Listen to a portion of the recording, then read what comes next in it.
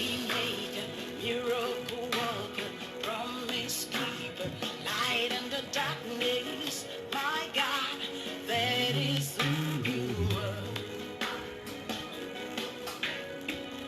Waymaker, miracle worker, promise keeper, light in the darkness. My God, that is who you are. You are here, touching every heart. I worship you. I worship you. Shalom, shalom, chers frères, chères sœurs. Je vous salue dans le précieux nom de Jésus. Une fois de plus, nous nous retrouvons à notre programme hebdomadaire, celui de dimanche, notre culte de dimanche.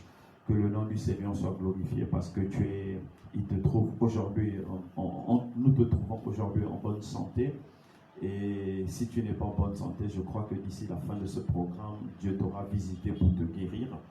Si je remercie le Seigneur de ce que tu as le moral haut, et je crois que si tu n'as pas le moral haut, d'ici la fin de ce programme, le Seigneur Jésus va rehausser ton moral. Si tu as perdu l'espérance, je crois qu'à la fin de ce programme, Dieu va restaurer ton espérance. Une chose est sûre, c'est que celui qui ne ment pas te rencontre ce soir et il change quelque chose dans ta vie. Et je te salue dans le précieux nom de Jésus. Comme nous le savons, le coronavirus est en train de continuer à faire son temps et les temples sont toujours fermés, nos bâtiments sont toujours fermés.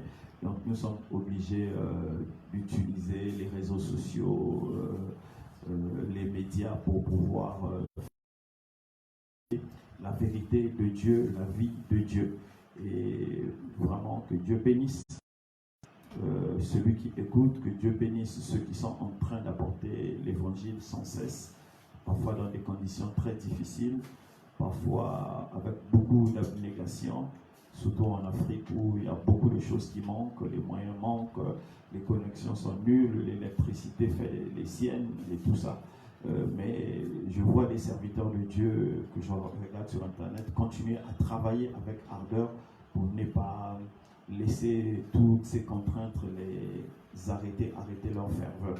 Je bénis le Seigneur pour la vie de tout le corps du Christ. Amen. Nous nous retrouvons dans notre programme hebdomadaire, notre culte du dimanche, encore. Et je crois que ceux qui nous suivent souvent connaissent déjà le terme parce qu'il a été publié. La lumière sur mon chantier. Amen. La lumière sur mon chantier. Nous allons prier. Éternel Dieu de grâce, Père de paix, je bénis et je glorifie ton nom, de ce que tu es saint, de ce que tu es juste, de ce que tu es glorieux. Père, ce soir encore, touche mon cœur, touche le cœur de ma soeur, touche le cœur de mon frère, afin que, Père, ta vérité puisse nous transpercer, que ta vérité puisse habiter en nous et que ta vérité puisse produire les fruits en nous. Père, nous ne voulons pas une autre personne, sinon que rencontrer ton Fils, ton Sauveur, ton agneau que tu nous as donné, le Christ que tu nous as donné et qui est capable de nous réserver une place à côté de toi. C'est pourquoi, Père éternel, conduis-nous ce soir dans ta vérité, que ta vérité puisse s'approfondir à l'intérieur de nous, de manière à ce que nous puissions toujours être fidèles à ta parole et que nous soyons fidèles à notre alliance avec toi. Merci Seigneur pour ton amour, merci pour ta grâce. Dans le nom de Jésus, nous avons prié. Amen. Comme je le disais, le thème de ce soir, c'est la lumière sur mon chantier. Amen. La lumière sur mon chantier. Nous allons lire dans le livre des psaumes. Nous allons lire le psaume 119, le verset 4 et le verset 104 et le verset 105. Amen. Lisons dans le nom du Seigneur. Par tes ordonnances, je deviens intelligent. Aussi je hais toute la voie du mensonge. Ta parole est une lampe à mes pieds et une lumière sur mon sentier. Amen. Amen. Amen. Le psalmiste, ayant vécu quelque chose, a vécu pendant un temps, il a vécu une vie, je ne sais pas c'est à quel âge il a écrit ça, mais il s'est rendu compte, il dit, par tes ordonnances, je deviens intelligent. Donc ça veut dire que quand Dieu a donné une ordonnance, quand Dieu a donné une directive, il dit que cette directive, quand tu me la donnes, je deviens intelligent. Et il dit, comme je je suis devenu intelligent par ton ordonnance, ainsi je hais le mensonge. Le mensonge, ce n'est pas seulement ce qui est contre la vérité, mais c'est tout ce qui ne glorifie pas aussi Dieu. Et il continue, il dit ta parole.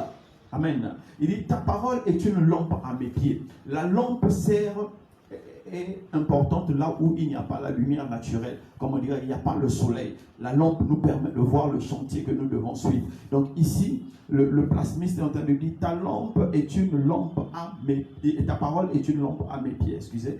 Ta parole est une lampe à mes pieds. Il dit que la lumière, la parole de Dieu éclaire le chemin qu'il doit emprunter. Il a compris que dans sa marche dans la vie, il n'avait pas besoin il n'avait pas besoin de la création des hommes, il n'avait pas besoin de la meilleure voiture, il n'avait pas besoin de la meilleure maison, il n'avait pas besoin du meilleur chant, il n'avait pas besoin qu'on puisse le glorifier tout le temps, mais il avait juste besoin de quoi? Il avait besoin de la parole de Dieu, car la parole de Dieu le rend intelligent, comme il le dit plus haut, il dit, tes ordonnances, donc ta parole me rend intelligent et me fait haïr le mensonge. Amen. Il dit ta lumière, oh Sharahatan, oh que le nom du Seigneur soit glorifié, ta lumière sur mon chantier. La lumière de Dieu doit éclairer notre marche sur terre. Pourquoi la lumière de Dieu doit éclairer notre marche sur terre? Parce que simplement, si la lumière de Dieu n'éclaire pas notre marche sur terre, ce sera la lumière du diable qui éclairera notre marche sur la terre. Amen. Ça veut dire que quand le psalmiste est en train de parler de lumière ici, il parle des principes, des ordonnances. Donc si nous ne nous soumettons pas aux principes et aux ordonnances de Dieu pour marcher sur terre, nous allons nous soumettre au chantier, nous allons nous soumettre aux ordonnances et aux principes du diable pour marcher sur terre. Amen. Amen. Ce soir, je veux parler à des chrétiens. Je veux parler à des chrétiens, mais je veux aussi parler à une femme, à un homme qui ne connaît pas encore le Seigneur. Je te prie, mon frère, je te prie, ma soeur, si tu tombes sur cette vidéo ou bien sur les audios, écoute-moi jusqu'à la fin. Dieu te fera du bien. Amen. Dieu va te faire du bien, car il veut te rencontrer ce soir. Il veut te parler ce soir. Il veut changer quelque chose en toi ce soir. Car vous savez, nous avons plusieurs principes sur terre. Nous avons par exemple ce principe où j'ai entendu entre griffes les serviteurs de Dieu dire avant d'épouser, il faut goûter. Donc ça veut dire que tu dois coucher avec une femme avant de pouvoir l'épouser. Je ne sais pas quel est le principe. Est-ce que c'est coucher avec une femme qui donne la saveur de la femme, ou c'est la femme, c'est ce qu'elle est, à la fois son corps, son mental, ses biens et tout ce qu'elle est. Vous comprenez bien que c'est un principe satanique, mais qu'on veut mettre dans la Bible et on fait avaler aux gens. C'est pourquoi il est important de comprendre les principes de Dieu. Le monde fonctionne encore avec un autre principe. À un certain âge, à partir de 15 ans, 16 ans, quand une fille n'est plus vierge, ce n'est pas normal, elle est anormale. Non, non. Ton corps est important, même si tu ne connais pas Jésus, même si Jésus ne t'a pas encore rencontré, je peux te dire que ton corps est important. Et ton corps doit être préservé. Si toute personne vient et commence à coucher avec toi, je ne parle pas des démons, je ne parle pas de toutes les portes que tu ouvres, mais je dis juste physiologiquement, si chaque sexe doit entrer dans ton sexe, ça aura quelle saveur, ça aura quel volume, ça aura quel goût le jour où ton mari va t'épouser. C'est juste le bon sens. C'est pourquoi je te dis ce soir, je veux que tu me suives, parce que Dieu veut te rencontrer ce soir. Amen. Amen. Je peux encore continuer. Les principes du monde nous disent que quand on te met à un poste et qu'il y a l'argent, il y a l'argent, il y a certains intérêts qui passent, qui ne te regardent pas directement les mains dedans, car demain les gens vont se moquer de toi parce que tu as occupé un poste et tu ne t'es pas enrichi illégalement. Mais non, mais tout crée un problème dans la conscience. Tu ne dors pas bien quand tu voles l'argent de gens. Et tu as peur parce que tu te dis le jour où je serai remplacé, on découvrira la magouille que j'avais fait, je serai arrêté. Donc du coup tu n'es pas à l'aise. Ce sont ces principes-là. Et le psalmiste a compris, c'est pourquoi il dit tes ordonnances, à cause de tes ordonnances, non, par tes ordonnances, pour tes ordonnances, je deviens intelligent. Amen. C'est ça quand nous voulons marcher avec Dieu. Amen. Amen. Le premier point que je veux soulever, c'est que Dieu est notre guide Dieu est notre guide dans notre marche spirituelle et notre marche physique. Pour tous ceux qui connaissent déjà Dieu, ça va être un rappel. Pour ceux qui ne connaissent pas Dieu, ça va être une découverte. En fait, quand Dieu t'a créé, quand Dieu m'a créé, il a voulu avoir une relation personnelle avec toi. Il n'a pas voulu nous créer pour que nous puissions être comme les poissons dans l'eau ou les têtards, les grenouilles. Chacun va pour soi et évoluera comme il veut. Non, Dieu a voulu créer une relation particulière avec sa créature. C'est pourquoi Dieu est obligé de nous guider dans notre marche sur terre. Dieu ne veut pas que nous puissions être que des adorateurs de l'Église, mais il veut que nous soyons des adorateurs de tous les jours, que notre vie soit une adoration qui lui est agréable. Amen. Donc je peux te dire encore que Dieu est guide dans ta marche spirituelle et ta marche physique. Mais je vais commencer d'abord par la marche physique. Qu'est-ce que Dieu fait? On a une illustration, nous allons la lire dans le livre de Exode 13, Exode 13, le verset 21. L'Éternel allait devant eux le jour dans une colonne de nuée pour les guider dans leur chemin, et la nuit dans une colonne de feu pour les éclairer, afin qu'ils marchassent jour et nuit. Amen. Quand Israël est sorti de l'Égypte, il partait quelque part où il ne connaissait pas. Et c'est comme toi et moi, nous partons quelque part que nous ne connaissons pas. Quand papa t'a mis au monde, pour ceux qui sont allés à l'école, il te met à l'école. Mais quand tu es à l'école, tu ne sais pas pourquoi tu vas à l'école. Il y a très peu parmi nous qui vont me dire qu'à l'école primaire, ils avaient la conscience de c'était quoi aller à l'école. C'est papa qui avait la conscience de pourquoi il te met à l'école. Parce qu'il voulait te donner des capacités qui vont te permettre de pouvoir t'en sortir demain. Mais toi, tu n'avais pas cette conscience-là. Et c'est pareil pour Israël ici. Israël, sortant d'Égypte, ne savait pas où il allait. Mais Dieu, il dit, je vais vous guider. Et physiquement, Dieu les a guidés. Il dit que la journée, il mettait une colonne de nuée devant eux. Donc, ils voyaient Dieu en train de marcher devant eux. Et la nuit, il mettait une colonne de feu qui éclairait et qui les conduisait. Ce qui faisait qu'ils étaient en train de marcher. Amen. Et cela aussi est possible aujourd'hui. Dieu le fait aujourd'hui. Dans ta vie physique, dans ta vie réelle, Dieu a cette capacité de te guider. Amen. Dieu a cette capacité de te guider. Dieu te guide comment? Il te guide par les préceptes, comme le plasmiste l'a dit. Dieu te guide par les préceptes. Amen. Amen. Dieu te guide par les préceptes. Tu sais, la marche physique doit se faire suivant les préceptes sociaux. Non, les préceptes sociaux. Doit se faire par les préceptes sociaux parce que une personne, un individu, un enfant naît dans une société. Et il faut que tu puisses répondre aux préceptes de la société pour pouvoir marcher, pour pouvoir t'intégrer, pour pouvoir réussir dans cette société. C'est pourquoi l'harmonie dans la société nous demande de respecter un certain nombre de préceptes, un certain nombre de principes. Et ces principes-là, quand nous allons dans le livre de Exode 20, le verset 15, Moïse les a statuifiés. Dans le verset 20, Exode 20, 15, il dit, tu ne déroberas point. Et dans Exode 16, il dit, tu ne porteras point de faux témoignages contre ton prochain. En fait, qu'est-ce que Moïse voulait dire? Il dit que tu es né quelque part. Il parlait aux Juifs, mais moi je te parle aujourd'hui. Il dit, tu es né quelque part. Tu es né dans un pays, peut-être dans le Bénin, peut-être au Congo, peut-être en France, peut-être en Chine. Il y a un certain nombre de principes qui régissent la vie sociale dans cet endroit-là. Et donc, Moïse dit que la première chose que tu dois comprendre, c'est que tu ne dois point tuer. Et il dit encore, tu ne dois pas porter de faux témoignages. Mais quand tu tues, tu déséquilibres la société dans laquelle tu vis. Quand tu portes un faux témoignage, tu déséquilibres la société dans laquelle tu es. Pourquoi? Parce que tu crées la haine dans la personne que dont tu es en train de porter un témoignage déloyal. Cette personne va concevoir en elle de la haine et te voudra du mal parce qu'elle se dira, le jour où le juge va me libérer, toi, je finirai avec toi. Parce que tu as porté un faux témoignage. Donc, chacun de nous doit comprendre que dans notre marche dans la société, nous devons être tous un peu justes.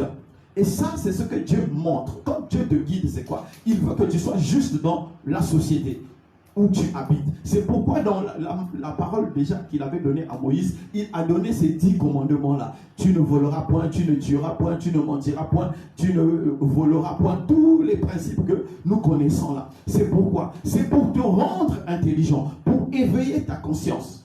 Tel que les hommes le disent aujourd'hui, nul n'est censé ignorer la loi. Et si, là je suis au Bénin, si tu commets un crime, on va t'arrêter et on va te juger. Ce sont des principes qui font marcher la vie physique. Et ces principes-là, vous savez, nous avons un problème avec ces principes parce que le principe dépend de la force mentale.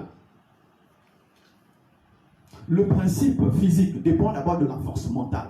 Parce que tu peux être fâché, tu vas soulever quelque chose, tu vas frapper à la personne et la personne, frapper sur la personne et la personne meurt. Et tu commets un crime. Même si c'est un crime par inadvertance, tu seras jugé par cela. Des fois, tu es mal réveillé, tu insultes les gens. Alors que moralement, ce n'est pas acceptable. Parce qu'il y a des insultes qui blessent le mental des gens. Et c'est pourquoi je dis que même ça, cette vie morale-là, Dieu est ton guide dans cette vie morale. Dieu est ton guide dans cette morale. C'est pourquoi il dit dans Romains 13, le verset 9, il dit ceci: en effet, les commandements, tu ne commettras point l'adultère, tu ne tueras point, tu ne déroberas point, tu ne convoiteras point. Et ceux qui peuvent encore y croire se résument dans cette parole: tu aimeras ton prochain comme toi-même. Amen. Tu aimeras ton prochain comme toi-même. En fait, Dieu dit quoi? Il dit que si tu réussis à aimer ton prochain, si tu réussis à produire de l'amour à l'intérieur de toi, tu seras une personne qui va équilibrer la société, qui aura une vie physique équilibrée. Je suis encore dans la marche physique. Donc ça veut dire que quand tu respectes les principes sociaux, amen, quand tu respectes les principes sociaux, tu as une vie équilibrée et tu permets aux gens de voir qu'il est possible d'avoir une vie équilibrée. Amen. Et souvent, les champions de cette vie équilibrée, ce sont nos frères qui font les pratiques comme la respiration transcendale, le yoga, en fait, ceux qui font un peu ce genre de choses-là, qui se sont astreints à des principes rigoureux de vie. Souvent, quand vous voyez leur vie semble refléter même la gloire de Dieu. Quoique ce n'est pas ça la gloire de Dieu. Mais leur vie est tellement... Ils ne partent jamais haut. Ils ont toujours le ton idéal. Ils mangent peut-être pas de viande, mais quand ils mangent, c'est un peu... Donc, vous voyez, ils ne sont dans aucun excès. Ils ne boivent pas, ils n'insultent pas, ils ne conduisent pas vite. Ils sont réguliers.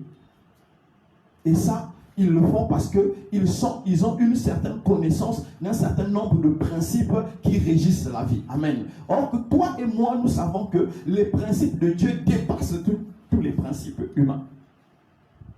Si toutefois tu es capable de produire l'amour. Amen. Si toutefois tu es capable de produire l'amour. Donc c'est pourquoi Dieu dit que lui, il veut éclairer ton chemin. Mais pour éclairer ton chemin, il doit d'abord activer ta conscience. Et c'est ce je suis en train d'activer ta conscience en ce moment, que tu comprennes qu'il est de ta responsabilité d'avoir une vie physique équilibrée. Comment tu as une vie physique équilibrée? C'est en respectant les principes. Il y a des principes de vie qui sont physiques, tu dois pouvoir les respecter. Si tu respectes les femmes, si tu respectes les hommes, si tu respectes l'autorité, tu auras une vie physique épanouie et équilibrée. Si tu respectes ton prochain, tu auras une vie épanouie. Mais tout cela, Dieu dit une seule chose, cela se résume dans l'amour. Il faut pouvoir produire de être capable de produire de l'amour pour respecter toutes ces choses. Donc je voulais te dire que si tu veux vraiment marcher dans la lumière de Dieu, il faut que tu réussisses à l'intérieur de toi à produire de l'amour pour pouvoir marcher selon les principes tels que je les ai exprimés tout à l'heure. Amen. Mais nous avons un problème. L'amour est surnaturel. L'amour est surnaturel. Naturellement, il nous est difficile de produire l'amour. Parce que l'amour, c'est ce qui ne trahit pas. C'est la confiance qui dure. C'est le renoncement de soi. Il faut lire dans 1 Corinthiens 13. C'est tellement des choses que, humainement, c'est presque impossible. Surtout que nous aimons déjà que quand ce n'est pas mon intérêt, je ne peux pas m'investir. Or que l'amour même te dit, même si ce n'est pas ton intérêt, si c'est l'intérêt de quelqu'un d'autre, de ton frère, donne. C'est déjà surnaturel. Et c'est là où intervient la marche spirituelle. Dieu doit te guider dans la marche spirituelle. Et comme j'étais en train de le dire tout à l'heure, nous l'avons vu dans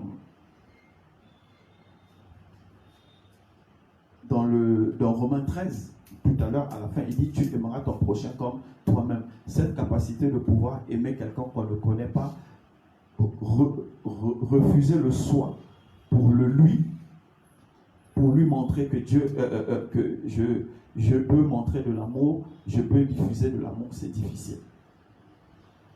Je vous assure, même moi, en tant que pasteur, si je sors dans la rue et que quelqu'un me dit j'ai faim, je ne me sens pas tout de suite obligé d'aider cette personne. Pourquoi? Parce que je me dis, rien ne m'oblige à aider cette personne. Mais quand je suis mu par l'Esprit de Dieu, je me rends compte que je suis obligé d'aider cette personne. Parce que ce n'est pas la force qu'il y a à l'intérieur, ce n'est pas ma force mentale qui va m'emmener à répondre à la famille de cette personne, mais c'est l'Esprit de Dieu, comme il le dit lui-même, qui a mis en nous le vouloir et le faire. Donc c'est l'Esprit de Dieu qui répond l'amour à l'intérieur de moi, qui me poussera à faire quelque chose pour cette personne. Amen. Donc le second point que je voulais soulever, c'est qu'on va croître dans notre marche avec notre marche spirituelle. Donc, si tu ne crois pas dans ta marche spirituelle, il te sera difficile de pouvoir avoir la lumière sur ton chantier. Amen. Avant cela, je voulais d'abord que nous puissions lire le livre de Jean 5, le verset 39. Vous sondez les Écritures parce que vous pensez avoir en elles la vie éternelle. Ce sont elles qui rendent témoignage de moi. Amen. Ici, c'est le Seigneur Jésus qui dit. Il dit, vous sondez les Écritures. Sonder, c'est aller en profondeur de compréhension. Il dit, quand vous êtes en train de sonder les Écritures, vous croyez trouver en elle la vie éternelle. Mais quand vous allez bien lire cette parole-là, vous allez vous rendre compte que cette parole parle de moi. Amen. Que toute la Bible parle de lui, du Seigneur Jésus. Amen. Je voulais attirer l'attention de quelqu'un.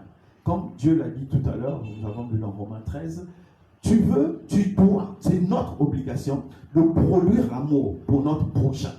Mais cela n'est possible que si nous rencontrons Christ. Cela n'est possible que quand nous avons rencontré le Christ. Et nous rencontrons le Christ où? Nous le rencontrons dans sa parole. Amen. Et nous allons entrer dans sa parole. La première chose que tu dois comprendre quand tu entres dans la parole de Dieu, c'est que Christ est amour. Amen. Christ est amour. Allons dans Jean 3,16, la Bible dit ceci. Jean 3,16, car Dieu a tant aimé le monde qu'il a donné son Fils unique afin que quiconque croit en lui ne périsse point mais qu'il ait la vie éternelle. Dieu a tant aimé le monde qu'il a donné son Fils. Donc Dieu t'a tellement aimé, Dieu m'a tellement aimé qu'il nous a fait un don d'amour. Et ce don d'amour, c'est Christ. Donc Christ est l'amour. C'est pourquoi il pouvait dire, comme le Père me connaît, je connais le Père et je donne ma vie pour mes brebis. Pourquoi il donne sa vie pour ses brebis, pour toi et pour moi? Parce que simplement, il est amour. Lui aussi, il manifeste qu'il est amour. Comme Dieu est amour, tel lui, il est amour. C'est pourquoi quand il donne sa vie à la croix, il manifeste son amour pour toi. Amen. Donc, pour que tu sois capable de produire l'amour pour ton prochain, pour que tu sois capable de produire l'amour pour ta soeur, pour que tu sois capable de produire l'amour pour un inconnu, il faudrait que tu te rendes compte d'abord que le Christ est amour. C'est pourquoi il dit, quand tu sondes les Écritures, qu'est-ce que tu vas trouver dedans? Tu ne vas pas trouver la vie éternelle, mais tu vas me rencontrer moi. Mais qu'est-ce que tu rencontres? Quand tu rencontres Christ, tu rencontres premièrement d'abord son amour. son amour que tu rencontres premièrement. Si tu ne rencontres pas l'amour du Christ premièrement, ça veut dire que tu ne l'as pas rencontré. Amen. Car sans l'amour, nous ne pouvons rien faire. Nous sommes en train de dire ici que nous sommes dans une marche. La marche dans notre vie est divisée en deux. Je parle des grands ensembles, divisée en deux. Nous avons une vie physique et nous avons une vie spirituelle. La vie physique, c'est ce que nous voyons tous les jours, nos frères, nos soeurs, nos maisons, nos voitures, toute notre possession. Et nous avons la vie spirituelle qui est la vie qui est liée à Dieu ou liée à une entité spirituelle pour ceux qui ne connaissent pas Dieu, Dieu le Père du Christ. Donc le Seigneur Jésus est en train de nous dire ici que ta vie spirituelle commence par le moment où tu rencontres l'amour du Christ. C'est là où ta vie spirituelle commence. Si tu n'as pas rencontré le Christ, si tu n'as pas rencontré le don d'amour de Dieu, ça veut dire que ta vie spirituelle n'a pas encore commencé. Amen. Ta vie spirituelle n'a pas encore commencé. Contre le Christ. Amen. En ce moment, à l'intérieur de toi, bouillonne non pas chasser les démons, mais bouillonne l'envie de montrer l'amour de Christ. Amen. Mais c'est ça, être avec Dieu, mon frère. C'est ça, être avec Dieu, ma soeur. Quand tu as réellement rencontré Jésus,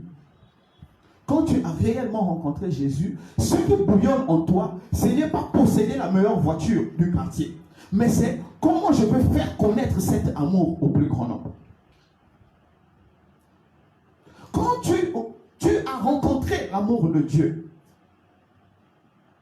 quand le Christ est en toi, tu te dis, je suis sauvé, je suis rempli de cet amour, je suis rempli de cette paix. Comment partager cette paix? C'est ça qui montre que tu as réellement rencontré Jésus.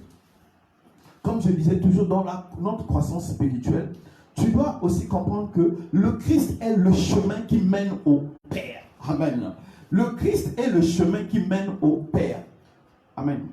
On va éclairer quelque chose. On va éclaircir quelque chose. Beaucoup de chemins mènent à Dieu. Il y a beaucoup de chemins qui mènent à Dieu. Mais il y a un seul chemin qui mène au Père. Amen.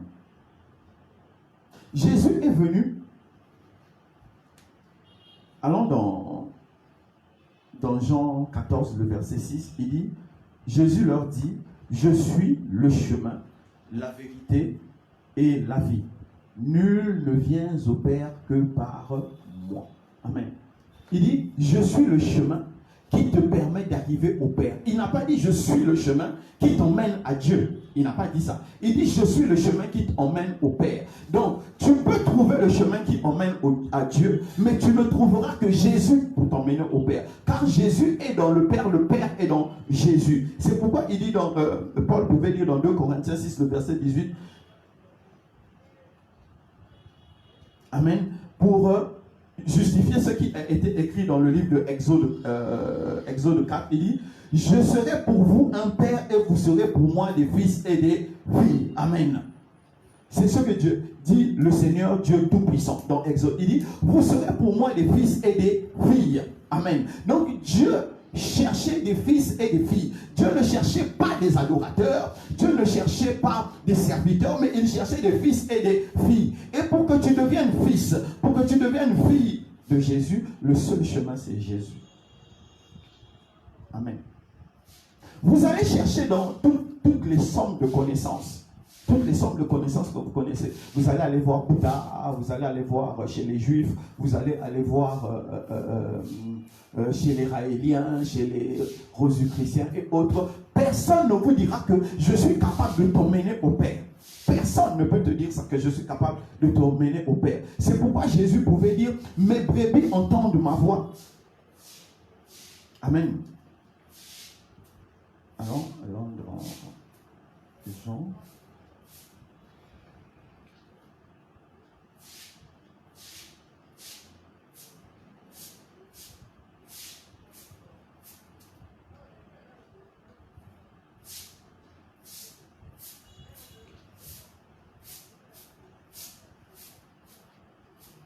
Ok.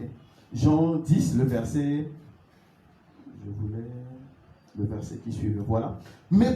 Jean 10, le verset 27, ce que je voulais souligner, c'est le verset 28. Il dit, mes brebis entendent ma voix, je les connais, elles me connaissent. Je leur donne la vie éternelle, elles ne périront jamais et personne ne les ravira de ma main. Il dit, je leur donne la vie éternelle. Donc quand Jésus, qui est le chemin, quand tu connais que Jésus est le chemin, il ne s'arrête pas là. Il te donne la vie éternelle. Ce qu'un pasteur ne peut pas te donner, ce qu'un ensemble de connaissances exotériques ne peut pas te donner, ce qu'un ensemble de principes de yoga ne peut pas te donner, car ces choses ne peuvent pas te donner la vie éternelle. Jésus dit, je suis le chemin, la vérité et la vie. Et cette vie est une vie éternelle abondante.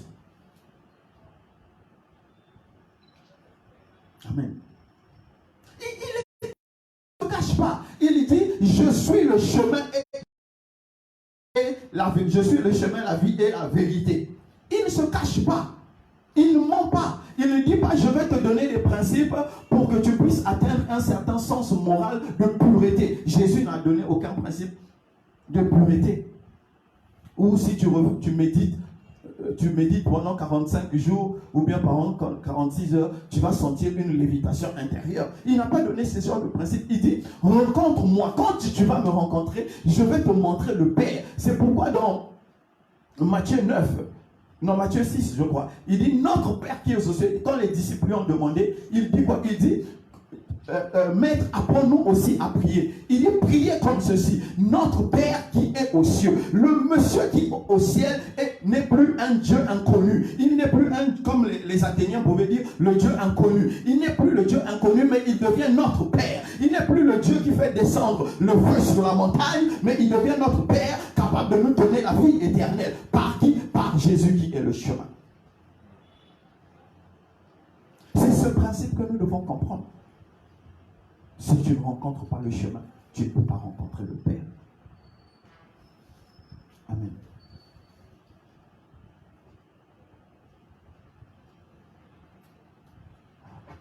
Amen.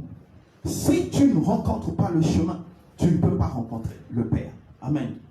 Et l'autre point que je vais encore soulever, le Christ est notre espérance. Amen. Il est notre espérance. Vous savez, Amen. Je vais faire un témoignage personnel. Vous savez, il y a à peu près 10 ans de cela, je crois, ça va faire peut-être dans les 10 ans, j'ai trouvé les papiers. Bon, en fait, comme on a déménagé, c'est vrai que je n'ai pas trop cherché, mais je crois que les papiers doivent se trouver là. Les spermogrammes que j'avais fait, je voulais voir les dates. J'avais fait, je crois que je dois en avoir 3 ou 4, les spermogrammes que j'avais fait. Il y a 10 ans de cela, comment on appelle, le gynécologue était en train de me dire, quand il a les différents, le premier spermogramme, le deuxième, le troisième, et à un moment donné, il m'a dit, tu as une chance sur 1000 d'avoir un enfant. Parce qu'il calculait ça par rapport au nombre de spermatozoïdes, je crois, qui sont capables de féconder. Il faut une quantité donnée. En tout cas, c'était trop technique pour moi. C'est vrai que j'ai fait finance, mais j'aime pas trop les maths. Amen. Donc, il me disait que j'ai une chance sur 1000 d'avoir un enfant. C'était quasi impossible. Mais il m'avait dit, bon, il faut quand même suivre un traitement. Amen. Et quand j'ai eu j'ai une fille avant, donc mon second garçon, donc entre ma fille et mon fils, il y a 16 ans je crois de différence. Et quand j'ai eu ce fils-là, j'étais tellement content parce que Dieu avait brisé le pronostic du gynécologue. J'ai dit, waouh, mon Dieu est glorieux, parce que je savais déjà que Dieu va le faire, puisqu'il m'avait promis un fils. Mais quand j'ai eu ce fils-là, après je me suis résigné. Bon, pour moi c'était fini, je n'aurais plus un autre enfant, parce que je me suis dit, Dieu a fait tellement grâce que j'ai eu cet enfant. Moi, en fait, je ne voulais plus, bon, c'est pas, est-ce qu'il faut dire vouloir? Si je dis vouloir, je vais mentir, puisque je savais en fait que j'étais incapable d'en avoir un autre. Donc c'est pas une question de vouloir. Je n'avais plus cette espérance où Dieu est capable de me donner encore un autre enfant. Et vous savez, quand tu crois, quand quand tu marches avec Jésus, je ne parle pas de croire là, je dis quand tu marches avec Jésus, tu te rends compte qu'il est notre espérance. Et l'espérance a fait qu'il y a presque 2 semaines, je viens d'avoir mon second garçon. Déjà, la grossesse a surpris ma femme, m'a surpris aussi. Et on a eu le bébé il y a presque 2 semaines. C'est cette espérance. En fait, le Christ dans notre vie est une espérance vivante. Le Christ dans notre vie, on mène à la vie notre espérance. On mène à la création notre espérance. On mène dehors notre espérance. Donc, quand le Christ est dans ta vie, il est une espérance vivante. Amen.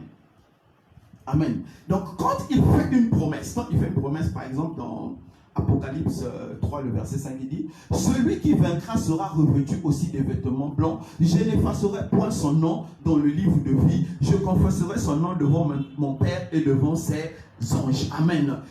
Mais c'est une réalité.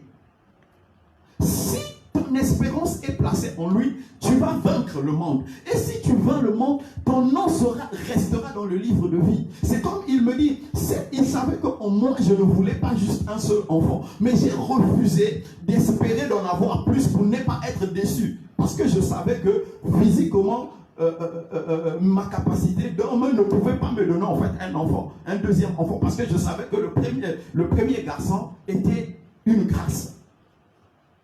Donc je me disais que Dieu ne fera pas de deuxième grâce. Donc je me suis refusé d'espérer. Or j'avais oublié que celui qui me conduit est une espérance vivante. Donc quand il fait une promesse, il accomplit la promesse. Amen. C'est pourquoi il peut te dire ce soir, amen, il peut te dire ce soir, celui qui croit au Fils a la vie éternelle. Mon frère, si tu crois au Fils, tu auras la vie éternelle. Quand il dit celui qui croit au Fils a la vie éternelle, si tu crois à la vie éternelle, amen. Amen. Mon frère, ma soeur, comprends ce que je vais te dire maintenant. Avant ça, je vais d'abord lire dans le livre de Hébreux. Le livre de Hébreux 10, le verset 19. Ainsi donc, frère, 19, 20.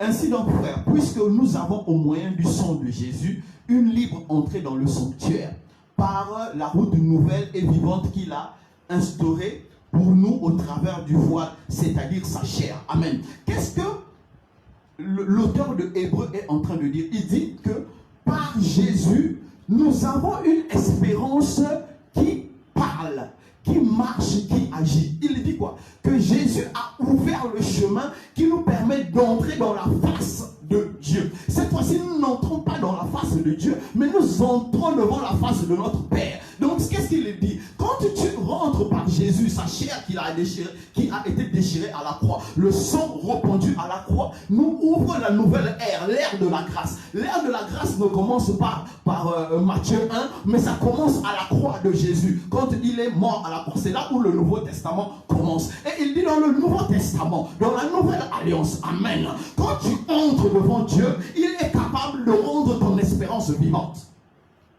Car celui qui ouvre le chemin est vivant. Amen. Nous n'avons pas une espérance morte. Nous n'avons pas un souhait. Amen. Faisons attention. Il y a une différence entre une espérance et le souhait. Le souhait, c'est je souhaiterais. Le souhait, c'est quelque chose qui est basé sur rien. Or, l'espérance est basée sur quelque chose. L'espérance est basée sur une promesse. L'espérance est une promesse.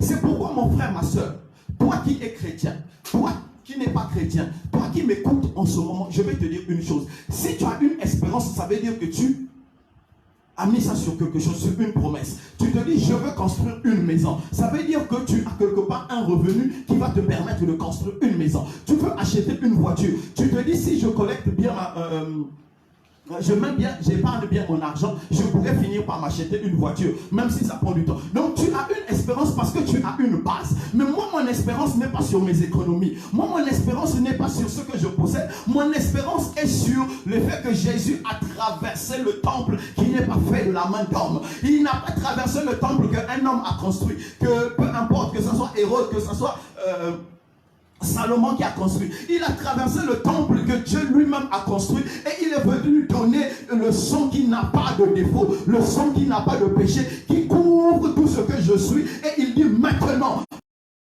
mon frère, entre, va parler à papa et papa va te répondre. C'est ça l'espérance vivante. Dieu est notre Père. C'est pourquoi notre espérance est vivante. Amen. C'est pourquoi mon frère, ma soeur, je sais que tu m'as suivi beaucoup, tu es même fatigué déjà de m'écouter. Amen. Amen. Amen. C'est pourquoi mon frère, c'est pourquoi ma soeur, je vais te dire ceci.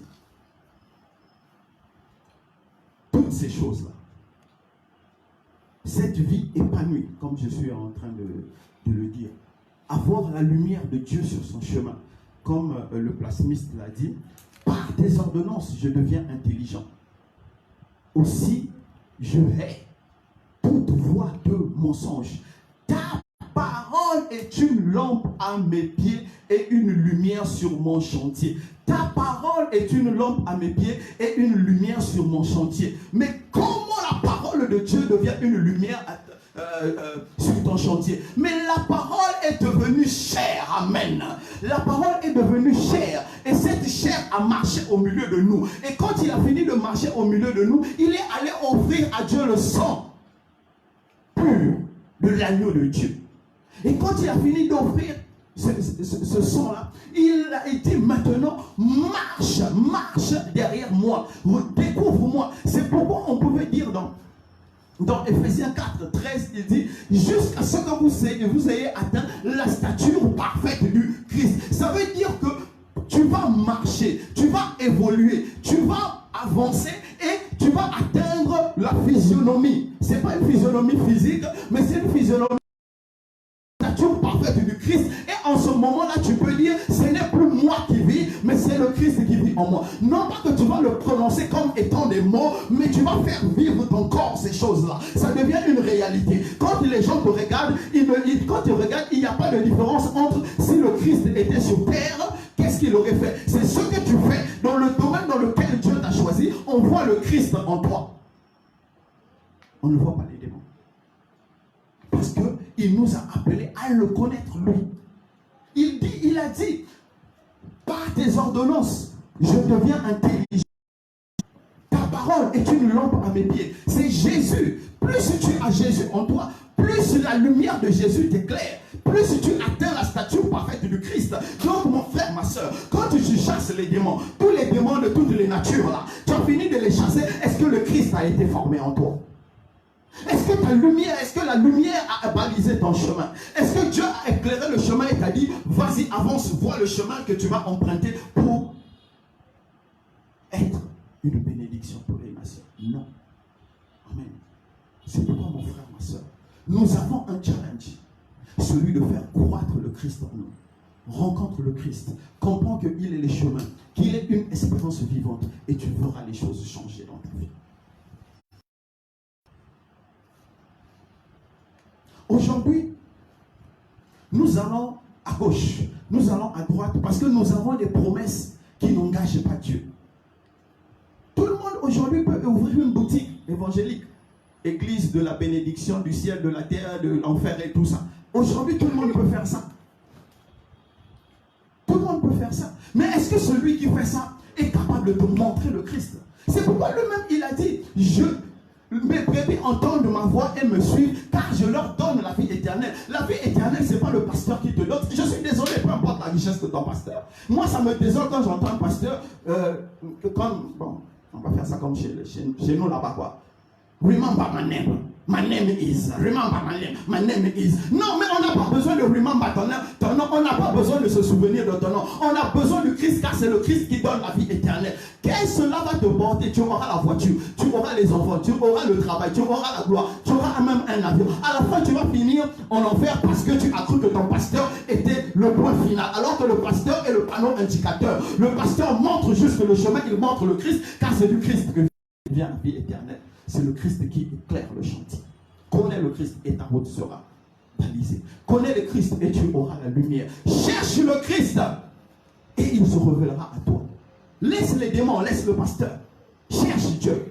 Dieu te montrera le Christ. Et quand tu vas rencontrer le Christ, il te donnera la vie éternelle. Et quand il a fini de te donner la vie éternelle, comme même lui dit même, le reste viendra avec la voiture, la maison, une vie sociale. Tout ça, ça vient après.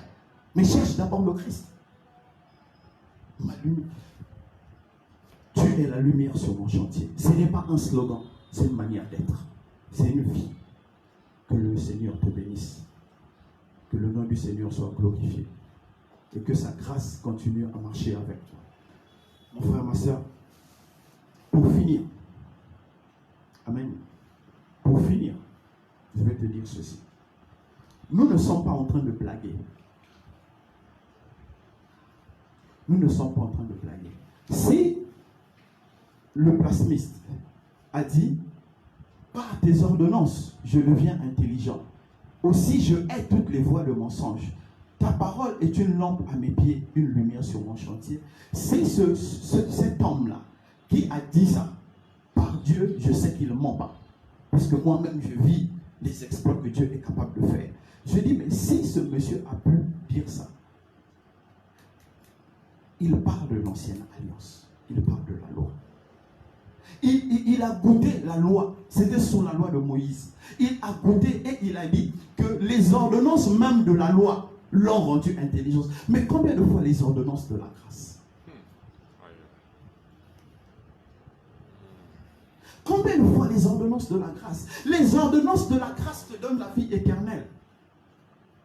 Cherche les choses qui sont en haut. Cherche les choses qui sont en haut, mon frère. Qui sont en haut. Les hommes veulent la gloire des autres hommes. Nous tirons notre gloire des autres hommes. Laisse Dieu tirer la gloire de toi et tu seras récompensé. C'est pourquoi je vais te dire, Dieu est capable, à partir de ce soir, de devenir la lumière sur ton chantier. C'est une décision. Amen. Que le Seigneur te bénisse. Nous allons prier. Nous allons prier.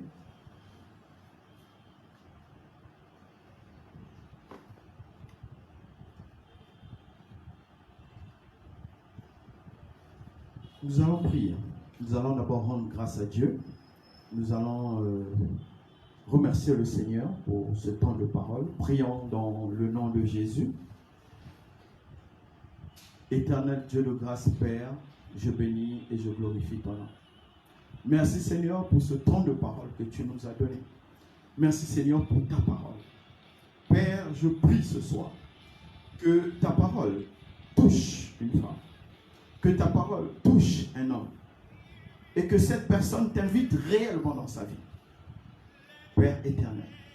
Qu'une personne t'invite réellement dans sa vie aujourd'hui. Afin que tu puisses éclairer son chantier. Que tu puisses éclairer son espérance. Que tu puisses éclairer ses attentes. Que tu puisses éclairer sa personnalité, Père éternel. Et pourquoi je prie, Seigneur, pour cette parole. Que cette parole soit le marteau qui va briser les cœurs. Que cette parole soit la truelle qui va bâtir des vies. Père, merci. Parce que tu nous as encore donné ta parole. Béni sois-tu. Dans le nom de Jésus, nous avons prié. Nous allons encore prier. Nous allons encore prier. Nous allons encore prier. Nous allons demander au Seigneur de toucher notre cœur ce soir, afin que sa vérité puisse demeurer en nous. Prions dans le nom de Jésus. Éternel Dieu de grâce, Père, je prie ce soir que ta vérité touche totalement mon cœur. Oh Père éternel, que ta vérité entre en moi, Seigneur. Que ta vérité pénètre en moi, Père éternel. Que tous les mensonges que le diable y a placés, que tous les mensonges que le monde y a placés puissent sortir maintenant. Que ta vérité puisse me remplir maintenant. Que ta vérité me remplisse maintenant. Que ta vérité me remplisse maintenant, oh Seigneur. Je prie, Seigneur, que tu me remplisses de ta vérité maintenant. Oh, Rashandala Hedenha, Ramken Shandalaba Ikora Atasha Afana Ledenten Shada. Lamanken Shatandalaba Ikora Atashakan Ledenten Shanda. Seigneur, que ta vérité me touche maintenant. Que ta vérité me libère maintenant. Seigneur, que ta vérité me montre ton amour. Que ta vérité me montre ton chemin. Que ta vérité me montre ton espérance maintenant. Oh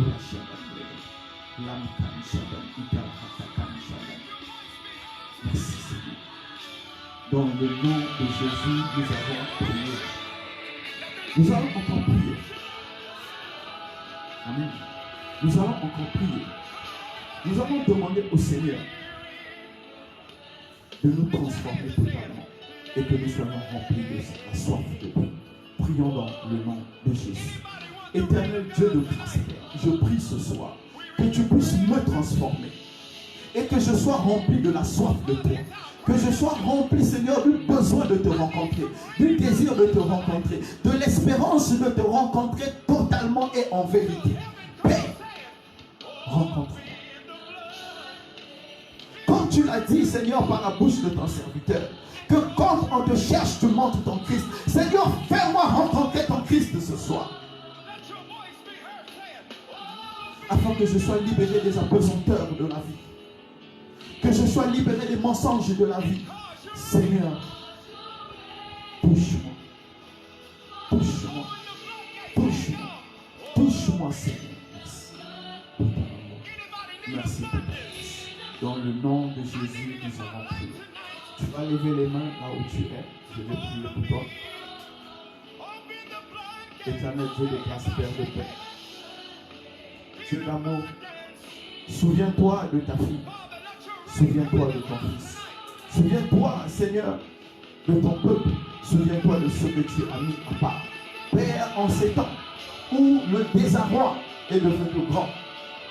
Père, souviens-toi de ce que tu as mis à part. Remplis-les de ta vérité. Remplis-les de ton amour.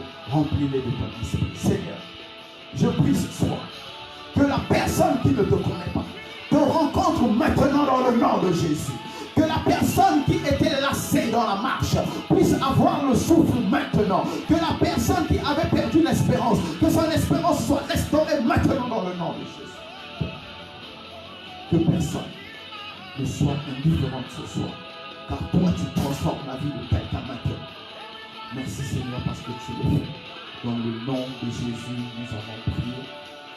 Amen. Amen. Amen. Amen. Que le nom du Seigneur soit glorifié. Je suis le révérend Chris Madiala, leader principal du CEVEC, mouvement des jeunes qui fait du bien à la jeunesse. Et vous pouvez nous trouver sur CEVEC All Nation, sur Facebook, sur YouTube, ainsi que sur Instagram. Que le Seigneur vous bénisse dans le nom puissant de Jésus. Amen.